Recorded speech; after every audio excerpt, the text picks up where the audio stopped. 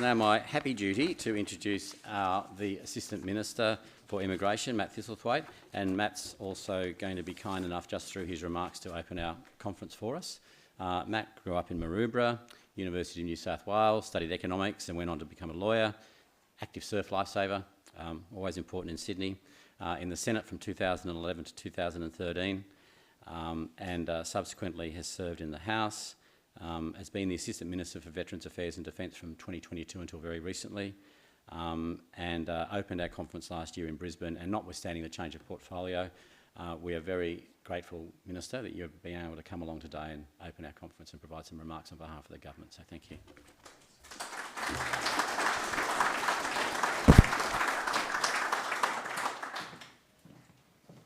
Thanks, Mike. Good morning, everyone. I also acknowledge that this is Bidjigal land and pay my respects to elders past, present and emerging. I also acknowledge my parliamentary colleague, Michael McCormack, the Shadow Minister for International Development and the Pacific, Lieutenant General Natasha Fox, Chief of Defence Personnel representing the CDF. And I also want to pay tribute to General David Tomei, who's moving on, but is moving into other areas of the public service. And thank you, David, for your wonderful job as Chief of 2nd Division. And I'd also like to, of course, recognise all of the serving and veteran members of the Australian Defence Force who are with us today, and thank you for your service to our nation. It's a pleasure to be able to join you again for this very important conference. I did this last year in Brisbane, and today I come to you in a different capacity to the one in which I was invited. I'm now the Assistant Minister for Immigration, and I got to say I was reluctant to leave Defence, but as you all know, when duty calls, one must say yes, and I'm looking forward to the new challenge. But I do remain quite passionate about the Australian Defence Force, and I really did love my time in the role. And I want to thank the tens of thousands of people in the Australian Defence Force who welcomed me, not coming from a defence background, and ensure that I got across the portfolio as quickly as possible. And one of the first things that I did when I was sworn into the new role was to attend Land Forces in Adelaide in 2022. And I was there to unveil an electric Bushmaster mobility vehicle.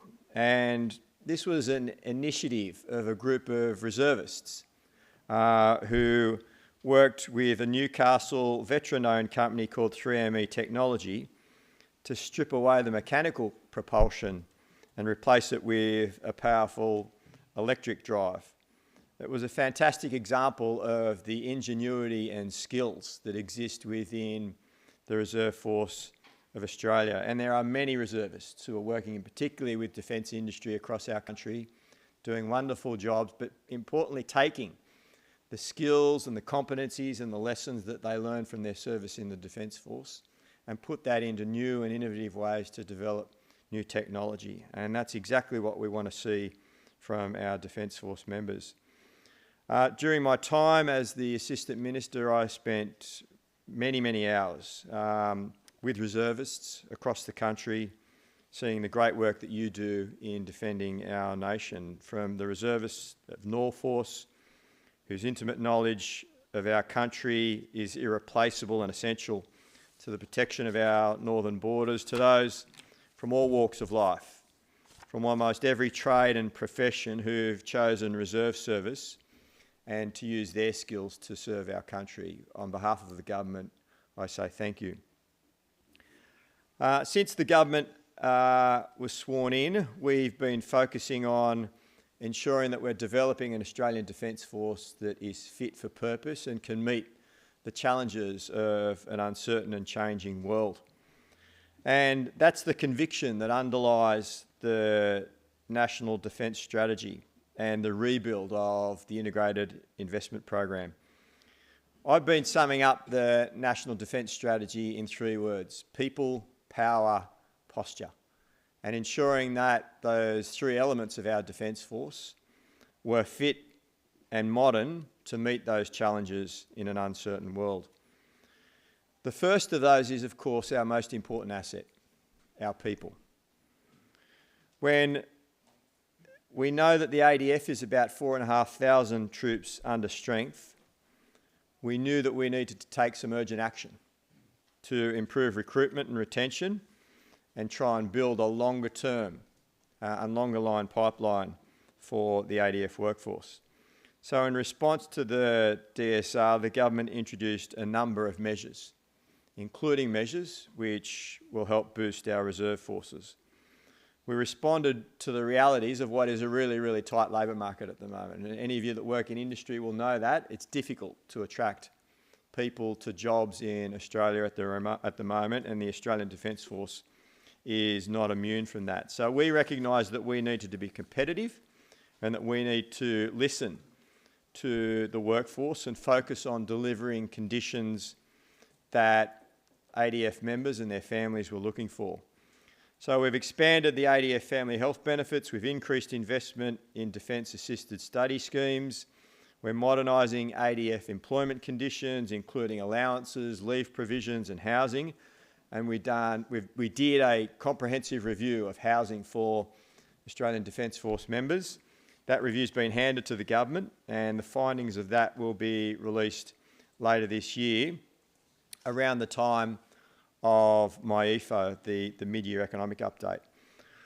One of the first announcements that I made in the defence portfolio was to upgrade the $46.2 million Defence Home Ownership Assistance Scheme with improved access to home ownership for eligible defence personnel earlier in their careers. And this included expanding the eligibility criteria for subsidies by halving the minimum service requirements to access those subsidies. And since we introduced that reform, we've had a big boost in the number of reservists and full-time personnel who've been able to access that scheme.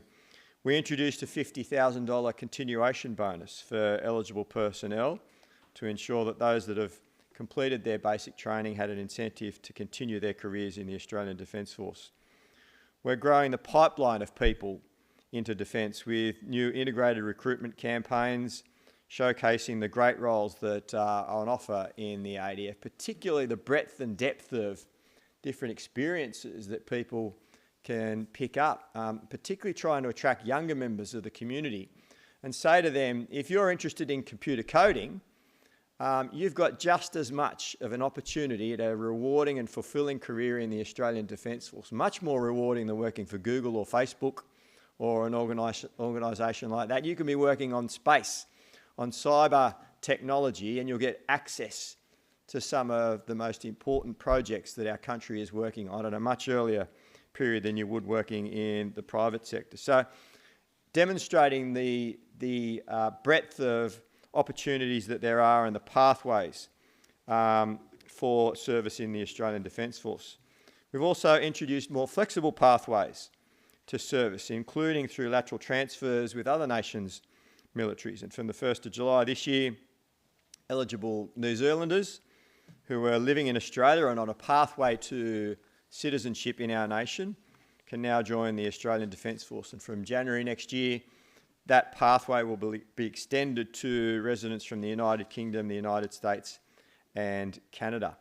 We've done quite a bit to work on how we can focus on families of Australian Defence Force members as well, and recognising that families also make sacrifices and service to our nation when they're supporting a loved one or a spouse who's involved in service. And I want to pay tribute to Gwen Chernay for the work that she's done as the families advocate in the Australian Defence Force.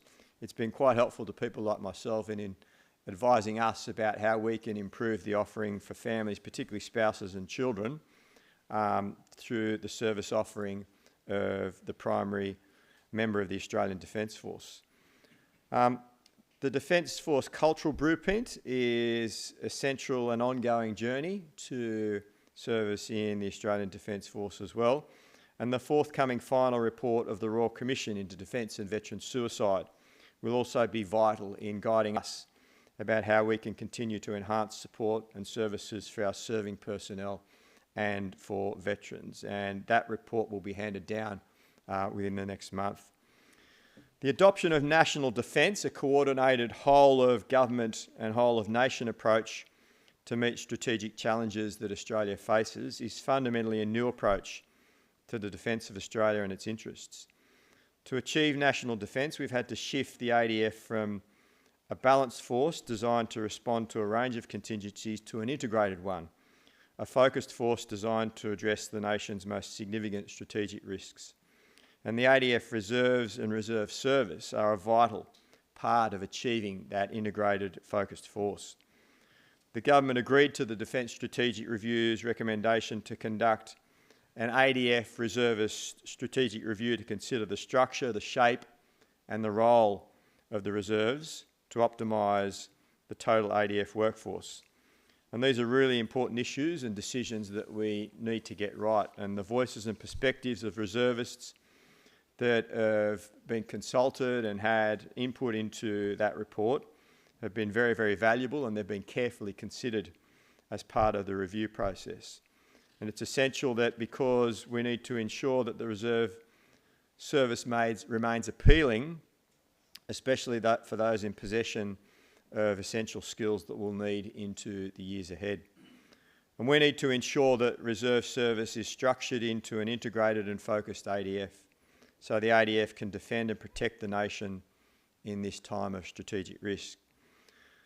Over 32,000 ADF reservists live and work in communities across the country, and I'm pleased to tell you that we've seen growth in the reservist headcount over the last 12 months, and that's a pleasing statistic for the government and for the people of Australia.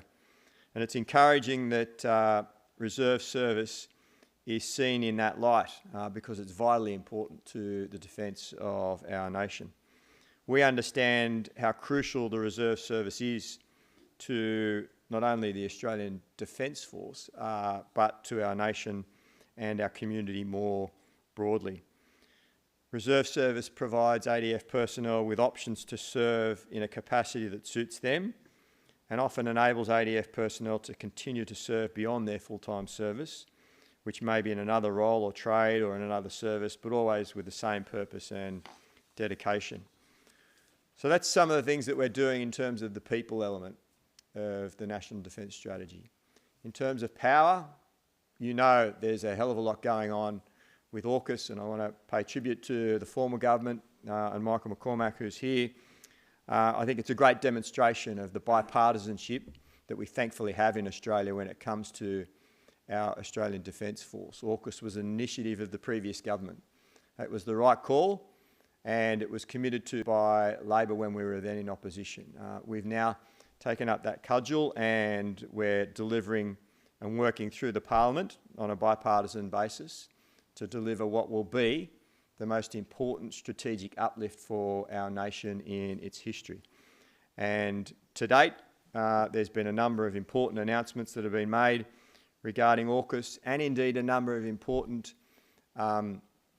strategic decisions by our allies, particularly the United States and the UK, that will allow Australia access to technology that international partners have been restricted in having, and will provide an important industrial uplift and capability uplift in the Australian Defence Force and industry to deliver that project into the future. We're investing a huge amount in the lethality of our surface combatant fleet, and a number of initiatives that you're all aware of are being undertaken there. The guided weapons, explosive ordnance, and the ability to manufacture those ordnances here in Australia, with the Industry Minister, Pat Conroy, making an important announcement the other day of a partnership with Konigsberg to develop the Naval Strike Missile here in Australia. In Newcastle, an $850 million partnership between government and industry that will see 500 jobs created in a strategically important region within Australia. A great example of that particular project in action. And of course, upgrades in capability across all three of our main service areas, but also in the new service areas of cyber capacity and space as well. In terms of posture, the final element, we're basically upgrading every single base across the north of Australia, from Sugar over in Queensland right through to Harold E. Holt or Curtin over in Western Australia. Every single one of those bases is getting a capability upgrade. And many of those upgrades are being undertaken in conjunction with our most important ally, the United States. $14 billion will be invested in our capability in the north as a result of the recommendations of the Defence Strategic Review. And I've had the great pleasure of spending a lot of time in the north of Australia over the last couple of years and opening some of these facilities as they've come online.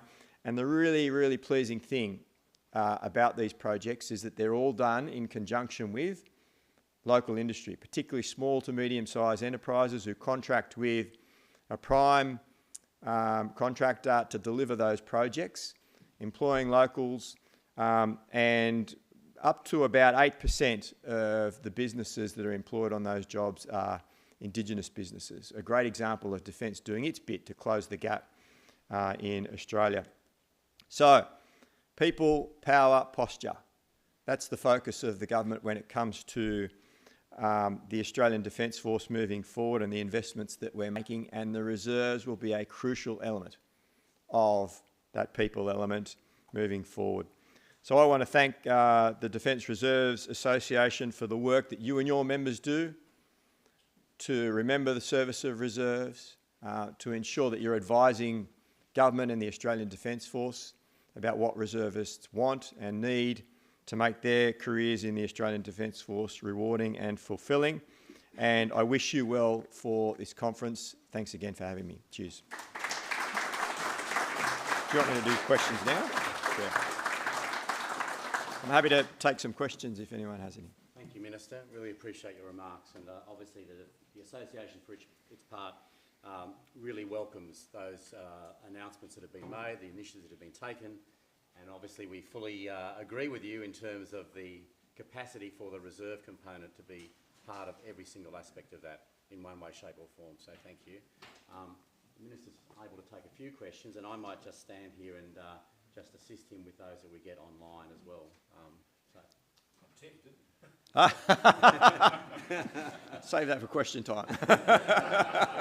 And I might just ask people, if they do, I'll just ask a question, just introduce yourself and then go ahead and ask your question. Thank you.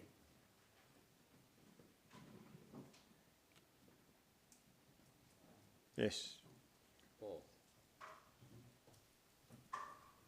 Good to see you, Paul. It's good to see you again. How are you, mate? Paul's my local service station owner. I see him regularly. I wonder, Minister, is there enough money in the pot to take the forward leaps required in the next decades?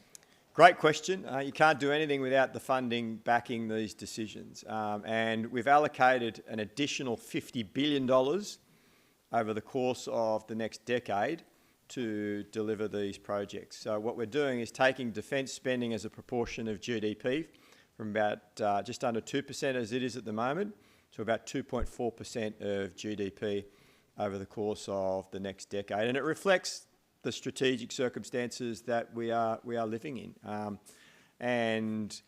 As I said, it was the previous government that initiated AUKUS. We're in the process of delivering that. That's required additional funding within the budget. The enhanced lethality of the surface combatant fleet, that's required additional funding. And I've got to pay tribute to the Australian Defence Force and Greg Moriarty and his leadership for basically recasting the integrated investment program. It took a good year to do that, working with people like Natasha and the now CDF, to rejig our investment focus and what we needed to invest in over the course of the next decade.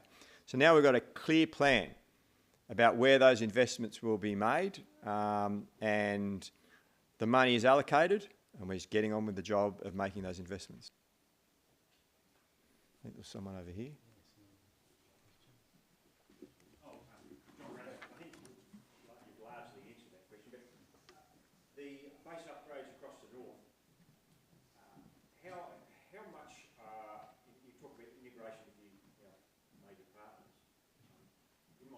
Role, I've been involved in that, and I'm amazed at the actual expense of that. Yeah. Because it is $40 billion. I mean, when I looked at some of those base upgrades, it's like, where does the money go? Yeah. Relates to what Paul said.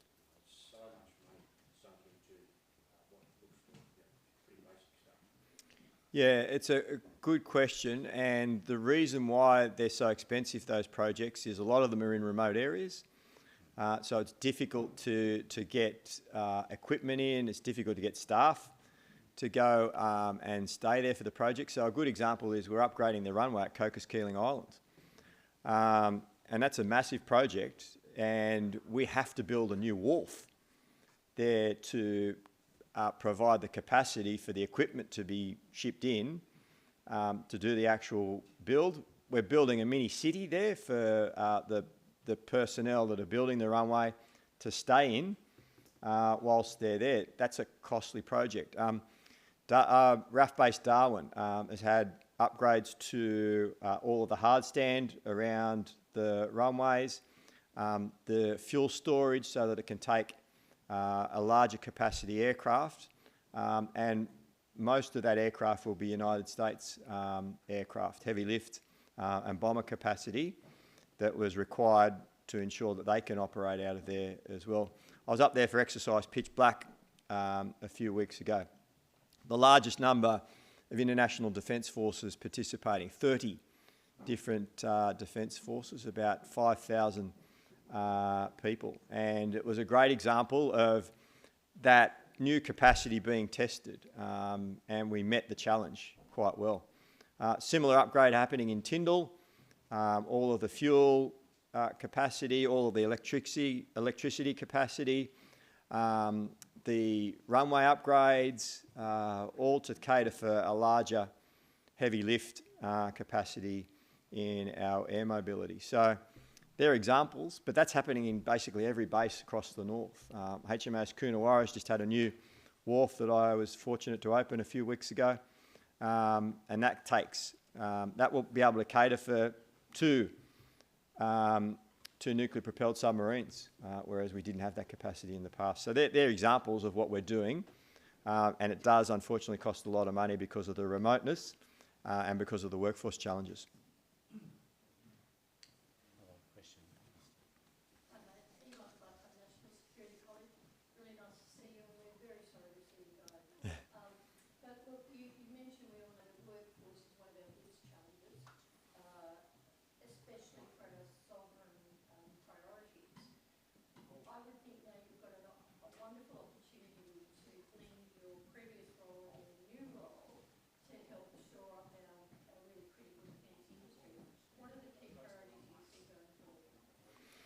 Yeah, that's a good question, Yvonne.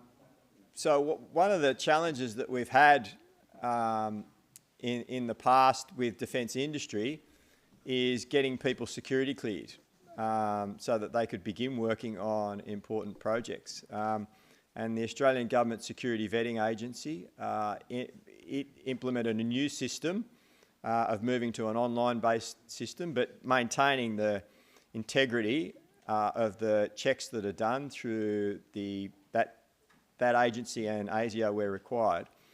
There were some teething issues with that when it began and developed big backlogs, but thankfully now we've got that back on track due to important work that's been undertaken by Chris Crozier leading the team there in Defence Digital, but a remediation project as well. So that's been one of the challenges, getting people security cleared, but thankfully now we're back to KPI on that. And that's working well once again. And there is always going to be a challenge with defence industry, being able to recruit people with the necessary skills and qualifications. And the Australian government did a review of our migration strategy, found that it wasn't fit for purpose, that it wasn't particularly targeting and doing enough to deliver skills that are in demand in Australia in a quick enough time frame. So there's a series of reforms that are going through the Parliament at the moment to ensure that we're attracting the right skills and right talent to Australia, but we're speeding up the process. So employers don't get frustrated with the system and give up after 6 months and just say it's all too hard. We're introducing 2 new levels of skills with hopefully visas approved once they come into the department within 10 days. A lot of the problems in the area are the employer demonstrating that there's a need for skills, that there's a shortage for skills, and importantly, finding someone overseas who's got those skills that can come to Australia, but then getting them recognised in Australia. Particularly if you're an engineer or someone like that coming from India, it takes a hell of a long time, too long, for our agencies here to recognise that qualification here in Australia and say, yeah, that person's got the tick to work in that capacity here in Australia. Now, we don't want to undermine the integrity of the skill system that we've set up in Australia, but by the same token, we don't want it to take a year for someone to get that approval. So there's got to be a balance there, and we're working on that at the moment. Any other questions? Yes. Greg Mellick. Greg Mellick, Hi, Greg. RSL. Part of the trouble we have, Minister, with the budgeting is that you've got NDIS, which is demand-driven funding, whereas, of course, Defence is budget-driven funding. We're getting to the stage now where we're looking after people, but we can't protect them. Is there any consideration been given to not just putting the defence spending off for another 10 years, but starting to think about a demand-driven aspect of defence funding? Good question, Greg. You're right, the impost on the budget because of an ageing population in particular and demographics mean that our spending on social services is increasing, particularly when it comes to the NDIS, with healthcare and aged care services. You will have seen that we managed to get an agreement with the opposition. I pay credit to the opposition for agreeing to reforms to the NDIS that are going to make that system more sustainable into the future. We're now working on a more sustainable aged care system as well, and hopeful to make an announcement on that in the coming weeks. But the budget for defence is a 10-year allocation, but there's always flexibility within the system on a year-by-year basis through the annual budgeting cycle to ensure that we're meeting the contingencies and the needs as they come up. A good example is climate change.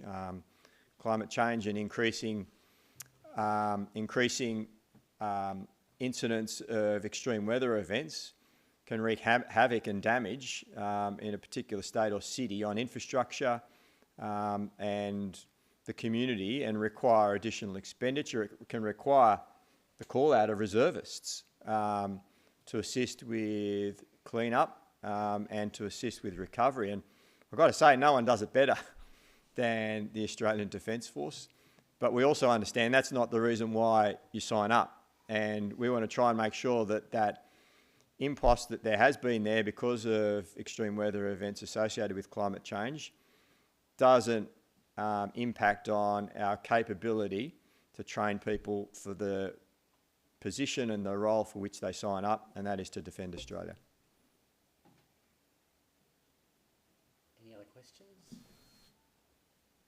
Maybe one more at the back. One more at the back, yeah. Haven't got any online at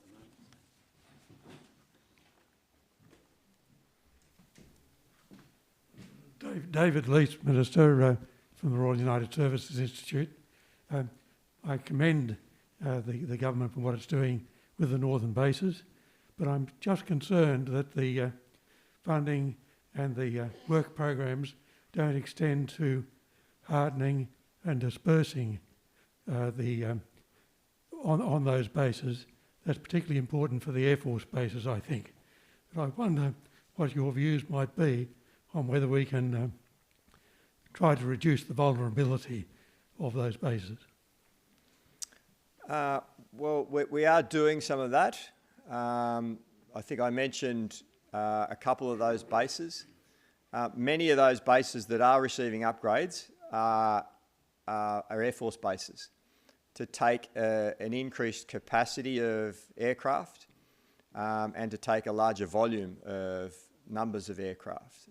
A good example is RAF Base Curtin in Western Australia, which is basically a bare base, but that's getting a major upgrade, particularly to the runway and the storage facilities around it, to ensure that it's got a greater capacity to work on a more regular cadence, particularly for important exercises in the north and other requirements as they're needed. So it is pretty important. I should say that we're not just doing work in the north, there's work happening across the country as well, as there always is in the Australian Defence Force. It's the largest landowner in the country. There's over 70 bases across Australia, and at some stage they're all getting major upgrades, and we're just about to start a major one down at Garden Island, down the road here.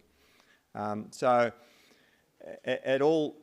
on a regular cadence, there's always work going on, regardless of who's in government, in the Australian Defence Force, to make sure that our bases and our premises are fit for purpose. And we conducted a huge review of the defence estate recently. They've handed a report to the government about that defence estate. And we're currently looking at that and seeing what we can do to make sure that we maximise the effectiveness of our bases across the country to ensure that they meet that strategic goal of defending the nation. Minister, thank you. My pleasure. Thanks for having me. Please.